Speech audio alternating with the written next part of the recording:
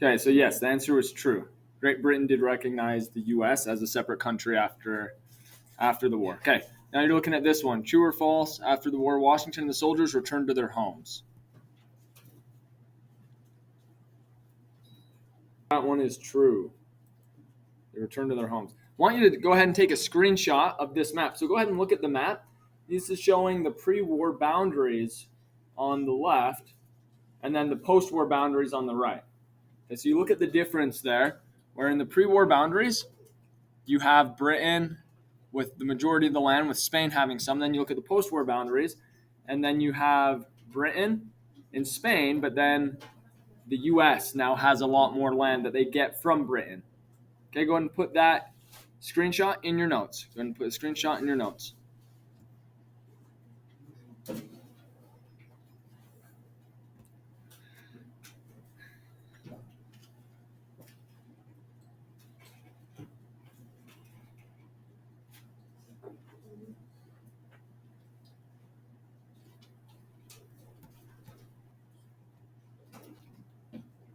So winning the war against Britain, that's only part of it. They now need to decide, now when they win the war, they have to decide what type of government is best. And so at first, they create what's called the Articles of Confederation. This is the first constitution. Go ahead and put that in your notes. The Articles of Confederation. This is the first constitution that the United States has. And under the Articles of Confederation, they give states a lot more power. States kept most power. The federal government didn't have as much power. Okay, so part of the reason why they gave states more power is because they were afraid of having anything similar to Britain where you have like a king. And they were afraid if they gave the federal government too much power, that it would be similar to creating that kind of king type system that Britain had. Okay, so they didn't want to have too big of a federal government.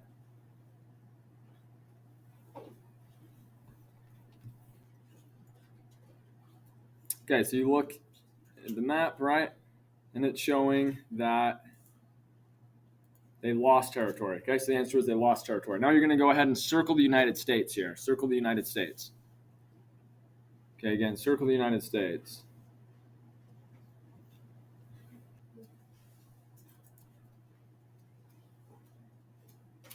Okay, so again, key problem that they set up is that the states have more power than the national government. We'll talk about how that starts to create problems later on.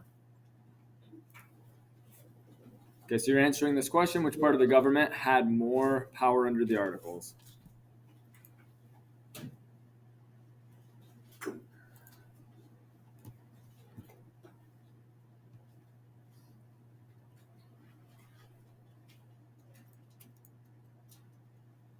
Okay, so it was the states. Okay, go ahead and type this in your notes. So these are the things that the federal government could not, or that they could do.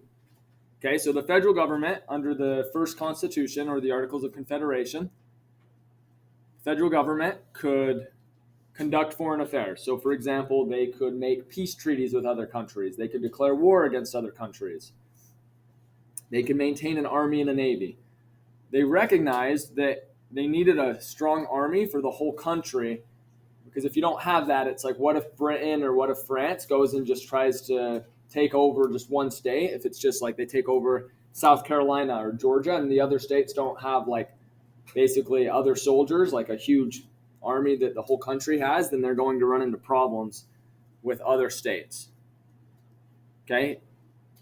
They argue that they should be able to have currency, that they should be able to issue currency and borrow money, create a postal service. But this is all that they allow the federal government to do under the Articles of Confederation.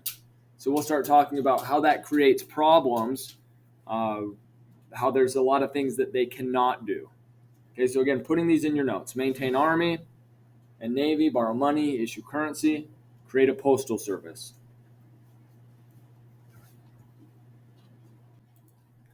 Okay, so now we're looking at the things that the federal government could not do under the Articles of Confederation.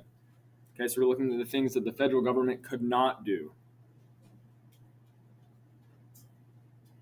Okay, so we're answering these or putting these in. So, for example, in the original Constitution, there was not a president.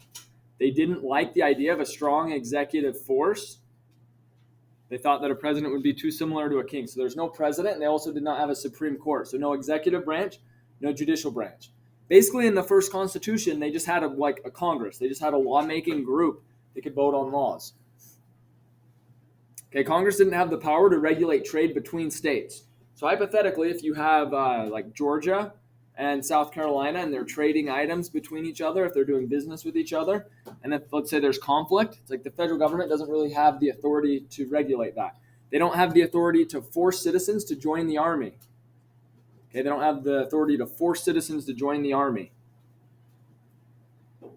If they're trying to build an army and they don't have the power to force citizens to join it, that's going to be difficult. They also couldn't charge taxes to the states.